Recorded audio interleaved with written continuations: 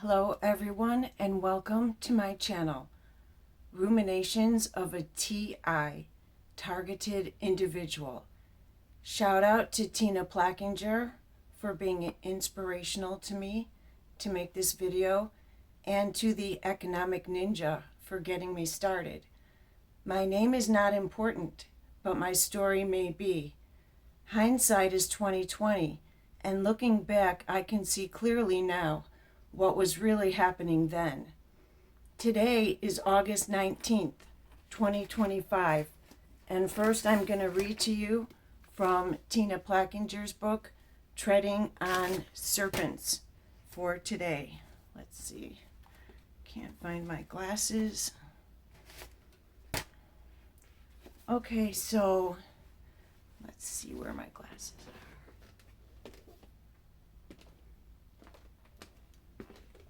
Sorry about that. God will create a way where there is no way. A perpetrator will usually be planted within proximity to the targeted individual. He or she will usually come on the scene with a bang and want to get to know us. On the other hand, they might be someone disguised as our landlord's brother.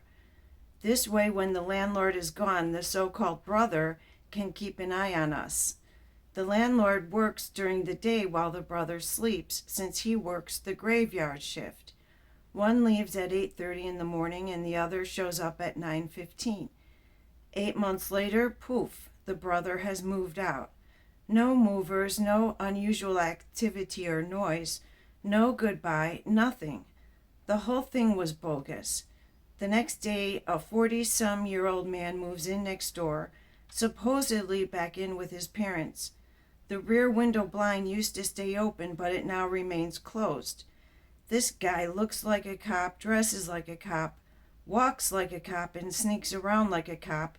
He probably is a cop. Perhaps he will use higher tech equipment like satellite Wi-Fi or thermal imaging.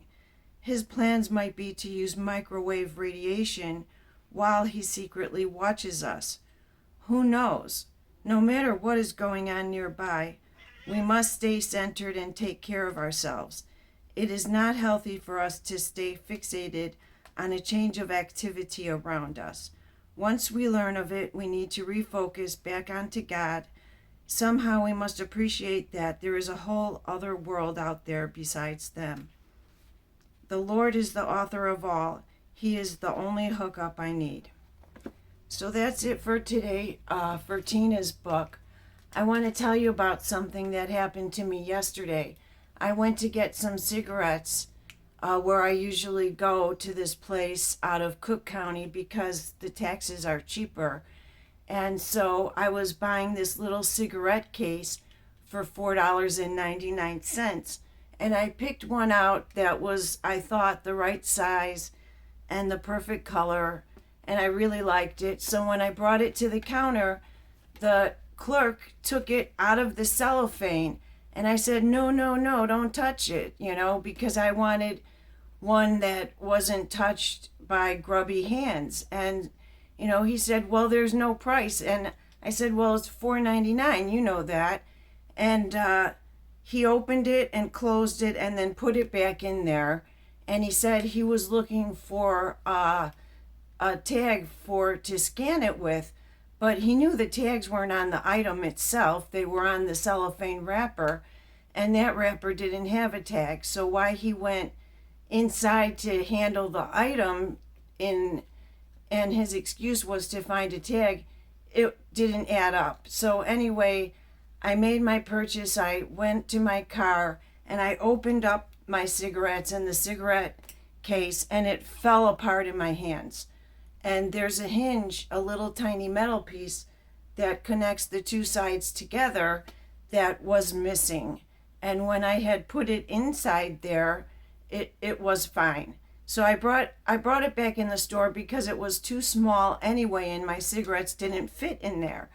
So I told him I wanted this other case instead. It was $1 more. I gave him the $1 and I left. So I'm opening up the new case, which is fine, and he comes out of the store and to my car, and he says, "Hey, this is missing a piece. There's, you can't return this. You broke it." And I looked at him and I said, "You broke it on purpose. When you took it out of the cellophane, you removed the hinge, you piece of shit." And when he heard that, he ran back into his store because he knew he was busted. And I was just in shock first that those words even came out of my mouth, and also that I realized right there on the spot what he had done. And I didn't want him to touch my thing anyway, but he broke it on purpose. And I'm just like, kind of like, that is just so sickening and so obnoxious. But on this level of this complete minutia, this is the stuff that happens to a targeted individual.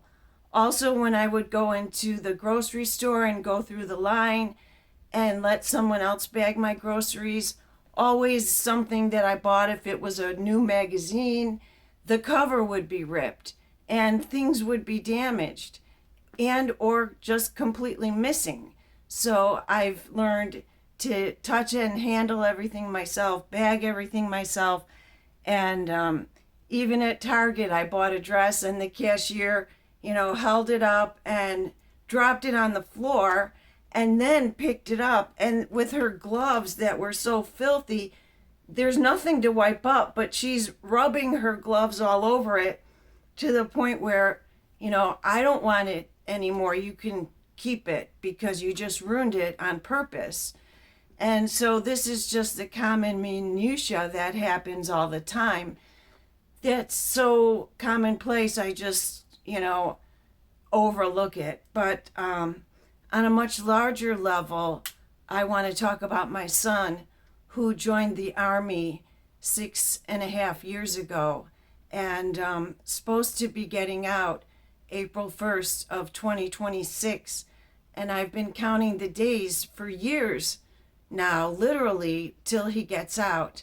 And he was here in July on a leave for summer and was very excited to be telling me that he's going through the program to be re-entered into civilian life and coming home. And so that was so exciting. And so just 2 or 3 days ago, he mentioned to me that when he gets out, he didn't say when he gets out. He said next April he's going to be staying in Germany. And it was kind of a heated conversation, and he slipped that in, and I thought that was weird.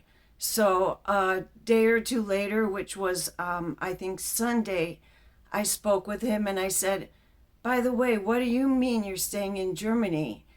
And I said, "Are you re-enlisting or re-upping," which is what they call it when they add more years to their contract commitment. And he said, "I told you the other day I'm staying in Germany and I'm not coming home." And I said, "Does that mean that you're staying in Germany as a civilian or that you're staying in the Army?" And he wouldn't answer me. And the problem is that, and he got really mad and really angry and really defensive and started telling me it's his life and I'm none of his business and so on and so forth. I replied, "You're my child and you're my only child. You're certainly my business, and, you need to tell me what's going on." So anyway, with Army people, they're supposed to talk to their family when they want to enlist and, run it by the family, see how they feel about it. And most join for 2 years. And then after 2 years, if they want to re-up, they're supposed to talk to their family again and say, "I'm thinking of re-enlisting for another 2 years or 4 years. Are you good with that? How you doing?" Checking in and running it by them. Well, if he has re-enlisted and not even run it by me and said anything to me about it, it's all very unorthodox and unusual and against ethics and regulations. And He's also said to me that things that make me really scared and done things that are just so bizarre. And so in future videos, I'm going to elaborate and be specific on all of these instances. But today, I'm just going to suffice it to tell you that I think he's being MK Ultra'd. I think he's been brainwashed. I think perhaps they've created something in him that I'm not even sure I want to speculate on here. But all of my fears about being a targeted individual and being gang stalked were all bad and terrible and scary.